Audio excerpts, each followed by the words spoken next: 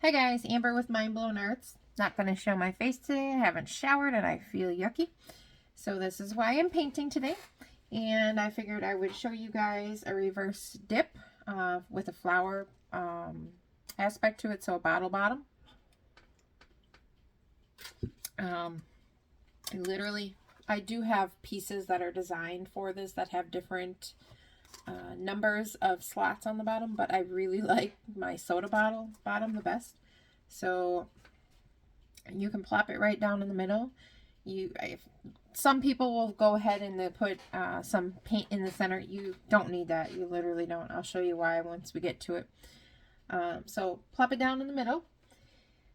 Keep in mind that any dark color you use, like black or navy blue or dark green or dark blue, will take over your flower. And whatever you put down first is kind of going to be your outside base. So for our purposes, we are going to do black. This is a long process, so you guys are going to have to bear with me. I will not give away how I do my bursts because that's kind of my technique. And I want it to stay that way. There are quite a few tricks to that one, and I just don't want to give them away. All right, so I'm going to layer each color with white. This helps so that the colors actually show. This speeds up the process if you couldn't tell. Just run it over the edges like that. Okay, then we're gonna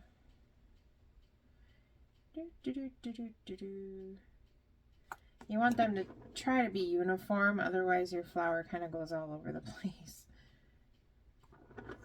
Watch for clumps too. I have these bottles mixed with Floetrol, so you get Floetrol boogers even if you strain. Once in a while, those little suckers just end up right in there. The white in between is not, you don't have to have so much. The colors is what you really need, because they're going to be the hurrah of the flower, basically. Okay, so make sure you see, mine is, it's on a turntable, makes it much easier to turn it. Now these two colors, I'm going to put a layer of black in between, because I don't want the black to be obsolete. I just don't want it to completely take over. Okay, because then we're going to put my favorite color ever to use. I don't know why. This neon pink. This is, what is it? I just forgot. Oh, it's on the bottle. The Liquitex Fluorescent Pink. Liquitex, Master's Touch, and Artist Loft are my favorite to use. However, I really do like Deco Art brand. If you have to go a little bit cheaper and you're in the US, please, for the love of God, if you are talented at this and not just starting out, do not use apple barrel paints. They are garbage. They crack. The binders in them don't stay. See, now I just found a little, look at that. See? Floetrol booger. This is where you gotta watch for them. The binders in apple bottom paints will crack, and your paintings will look beautiful until you're done, and then they start drying, and most of the time they look like crap. So if you're gonna go with a cheap brand, I suggest Anita's. Anita's it's cheaper, but it's much better. Much better. I think they've changed all the prices in the US, but I think it's like 63 or something, 63 cents maybe for each little 2-ounce tube. For these bottles, I use 3 tubes of 2-ounce paint, and then I fill it to the top with Floetrol and shake the hell out of it. So, just if you wanted to know. I do not use water. I do not use anything else in my paints unless I want cells, and then I use silicone. Never, ever, ever put silicone in your paint bottles, because it's just bad news. I didn't know this in the beginning when I started 3 years ago, and I had done it, and it just made it really just gross. It was like super oily. A lot of extra work has to go into it then before you resin coat to make sure all the oils are out. It's unnecessary work. So only add it into the paints that you want. And something like this, you don't want the cells in here anyway, because it's just going to mess it up. So, all right, so I'm going to do one more layer of pink, and then because the center is going to be a little bit different, you'll see in the end why. I'm going to put gold in the middle, or gold as my last layer. So just do a quick check, make sure they're all kind of evening out. All right, so then we're going to do a little bit of gold. Remember, gold takes over like crazy. So if you do too much of it, it'll take over your picture. So I'm going to do just a little at a time. Now this next part, you guys are going to laugh because when I first taught my kids or showed my kids what I was doing, they told me I was crazy. Actually, I'm going to do a little more white too, just so the gold kind of interlaces here. You want, ideally, I mean, your flower can be smaller, but ideally you want it to go where the paints, where I've got them now, where they're almost out to the edge, but not quite. Okay, so now, this is the part where my kids call me crazy. So when you pick this up, ready? Pick it up straight. It comes together, but because of the bottle bottom, it's going to be a little bit wonky on some of them.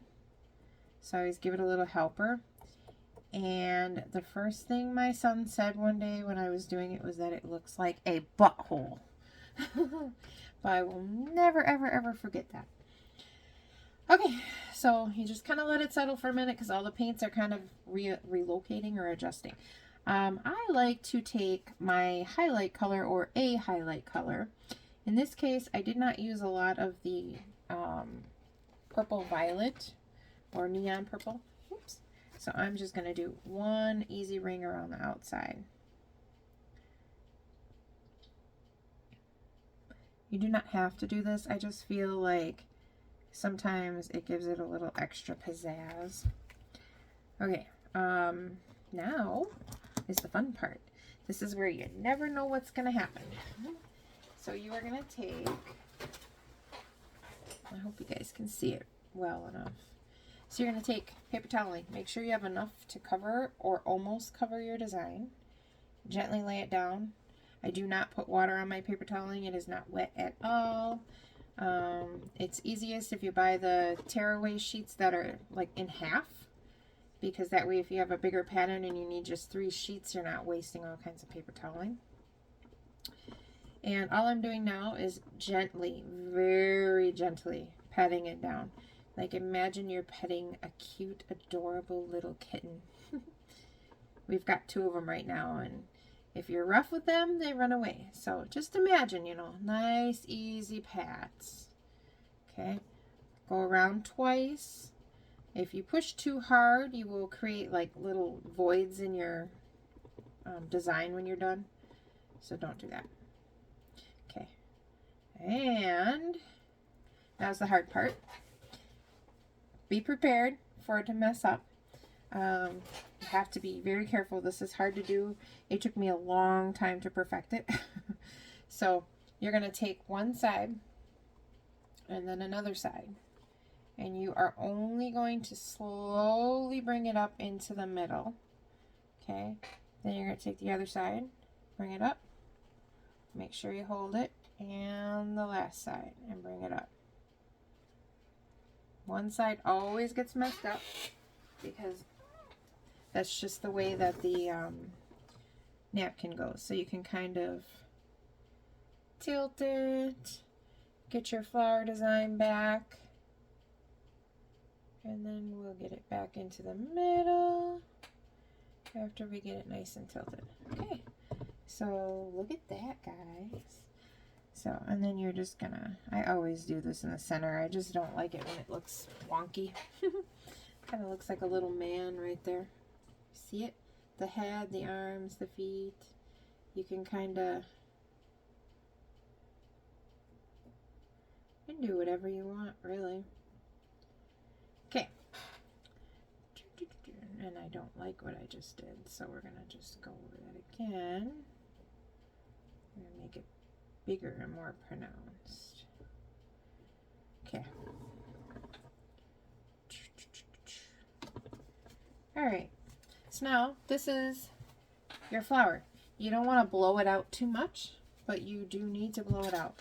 So you can spin it and it'll expand, but with this amount of paint on it, it might spin away too much.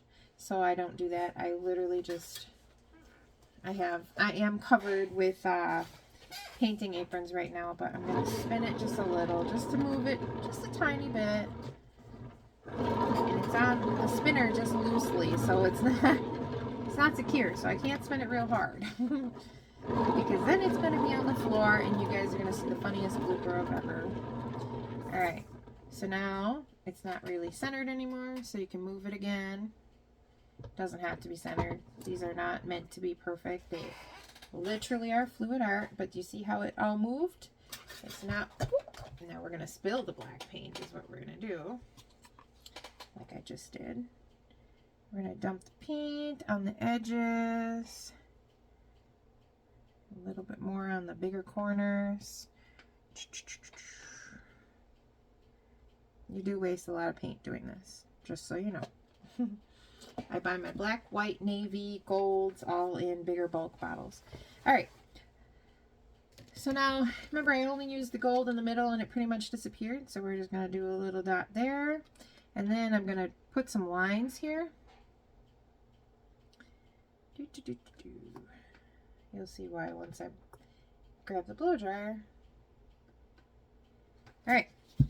I'm ready to blow it out. Actually, no, I'm not. Heat gun first. Got the bubbles in the middle. Helps the cells get going. The cells are the natural oils that are in the paint. Like I said, there's no silicone in these paints. But Blowout itself gives you natural cells. And the paint. Certain paints have a little more oil in them. Alright. Fun part. Finishing touches. Blow it out, and you want to get the edge of the flower.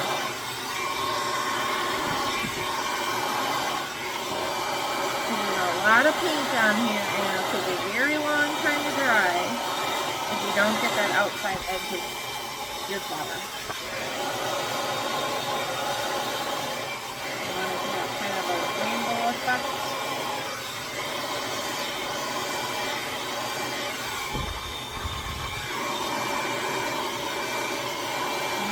Blowout booger in that one. It happened. I saw. Even if you strain, it happens. Blowout booger are messy. I always keep little tweezers nearby. So I can quick grab them out before they end up ruining my design.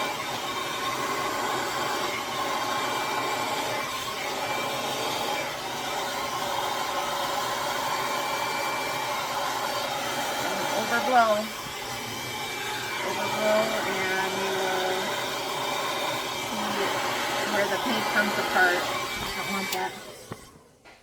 If it comes apart, like the binders break, and then you end up with very, very fine, I don't know, looks almost like a cloudy paint, and sometimes it can look pretty, but if you go too far, it will definitely ruin it. Take your finger, go around the edges, make sure you get your corners. Don't get it on your lap like I just did. My puppy pad did not cover me there. So this is basically the finished result. This is 5 colors. You can do crazy designs on them. You can go around the edges and do some fun stuff before you blow off all the paint. Right now it's too thin. So if I do a line on it now, you're going to actually see the canvas, and you don't want that. But when you've got more paint on, you can go ahead and do it. Like I can do it in here if I want, but I can't do it out here. Now the paint on the center here, it takes at least 4 weeks, 3 to 4 weeks to completely cure before you can varnish, resin, whatever you choose to do. I resin coat mine, and it's super important that you let this paint dry because it is very thick. You saw how it just continuously gets layered. If you don't let it dry, and then you resin coat it, you can get mold in your paintings. And if you are selling them like I do, that's not a good thing. So basically, I'm at the point now where I can go in and I can embellish some more. We're going to go into the pink here to kind of bring the pink into the flower. Make it stand out a little more. Mix that gold in a little. And then I'm going to even add... Actually, I think I'm going to do black in the center this time. We're going to do a little spiral here. You can do anything you want in the center, but I really like my spirals. You can be creative. You can come from the center and go out and draw some little squiggly lines, which maybe we'll do just to give it a little extra. We'll go in between the flower petals.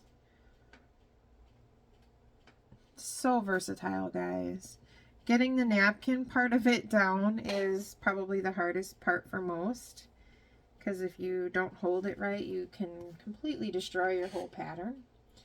But I think that is it for the painting part of it. And my favorite part, very, very fine, translucent rainbow glitter.